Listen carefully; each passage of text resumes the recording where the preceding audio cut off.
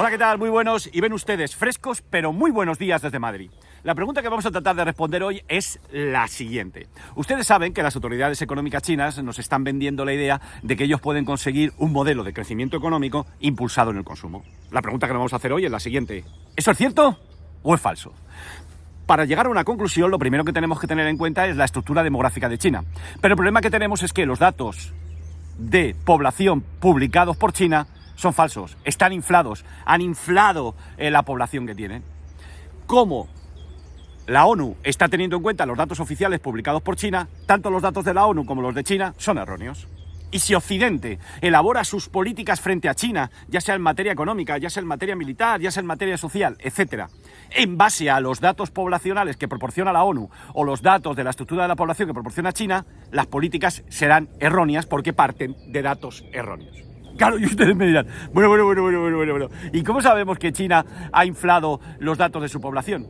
Bueno, pues muy sencillo. En junio del 2022, unos hackers entraron en las bases de datos de la policía de Shanghái y se encontraron con que estaban ahí los datos de población de China. Tal y como pueden ver ustedes en este gráfico, en base a esos datos, la estructura de población de China es esta. Ven ustedes, quiero que se fijen sobre todo en la parte derecha del gráfico, observarán que las poblaciones más jóvenes, la población joven, ha disminuido significativamente. Ven ustedes que China se enfrenta, por lo tanto, a un precipicio demográfico, porque les faltan jóvenes que sustenten ese consumo que impulsaría el crecimiento. ¿De acuerdo? Ahora bien, se ha elaborado los autores de este gráfico que les mostramos a continuación, lo han elaborado en base a la siguiente información. Han tenido por un lado la población, es decir, el número de habitantes según tramos, y a cada tramo le han multiplicado por la esperanza de vida y por los ingresos que obtendrían en la vida que les queda. ¿De acuerdo? Ven ustedes que se alcanza un máximo para la edad comprendida entre 29 y 33 años. Estos son los que tienen más dinero y son los que más consumirían. Pero quiero que se fijen a la derecha. Los autores del gráfico han dibujado una línea recta, una flecha con pendiente negativa. Ven ustedes que se produce un desplome de los ingresos que obtendrá la población joven china. Nos encontramos, por lo tanto, que aunque el autor del gráfico ha estimado que se mantiene el ritmo de crecimiento de ingresos actual, la caída de la población es tan grande que el volumen de ingresos total que obtienen disminuye. Y por lo tanto, si disminuye el volumen de ingresos, disminuirá el volumen de gastos totales, ¿de acuerdo? Por lo tanto, llegamos a la conclusión de que el modelo de crecimiento de las autoridades económicas chinas, impulsado por el consumo, es un mito, no se va a dar. Y por lo tanto Occidente tiene que tener en cuenta este hecho, porque va a afectar a todos los niveles, va a afectar a que se va a producir un menor consumo de petróleo, un menor consumo de materias primas, y por lo tanto la economía del mundo se va a dirigir a una zona de desinflación, y por lo tanto el tipo de interés de equilibrio neutral estará bastante por debajo de lo que estamos estimando ahora mismo.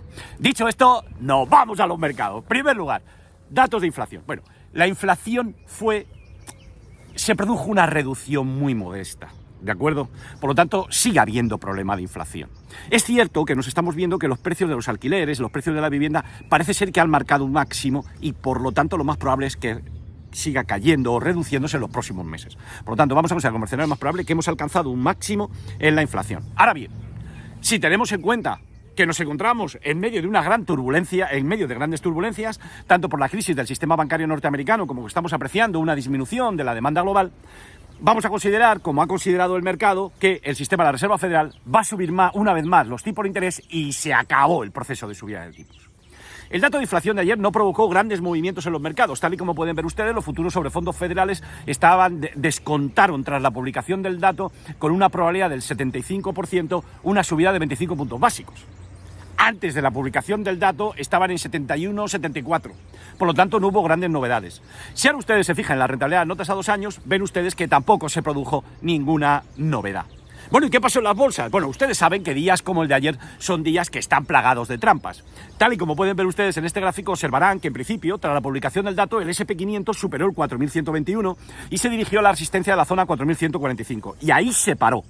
¿De acuerdo?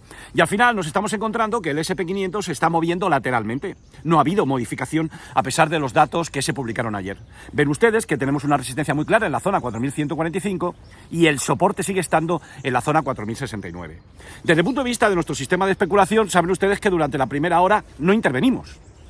Vimos cómo superó el 4.121, un poco preocupados, llegó al 4.145 y ya se dio la vuelta. Pero ahora bien, uno de los planes de especulación que explicamos en nuestro comentario de ayer, el plan de especulación elaborado por Bolsa Acaba, es que si el SP500 llegaba a la zona de 4.069 y ahí rebotaba, nosotros íbamos a abrir unas leves posiciones largas. Volvamos al gráfico. Tal y como pueden ver ustedes, tras la publicación del dato, el SP500 volvió otra vez a la parte inferior del canal. Pero si se fijan, les hemos dibujado ahí con una lista de color naranja, ven ustedes que ahí llegó a la zona de los 4.000, en torno a 4.085, por encima del 4.069 y ahí ha rebotado. Y nosotros, en Bolsa Acaba, con nuestro sistema de especulación, hemos abierto una leve posición larga. ¿Objetivo de subida? Pues lo saben ustedes perfectamente, la zona del 4.175. Adiós, hasta luego, que pase buen día. Yo han venido las cotorras y me voy. Adiós, hasta luego.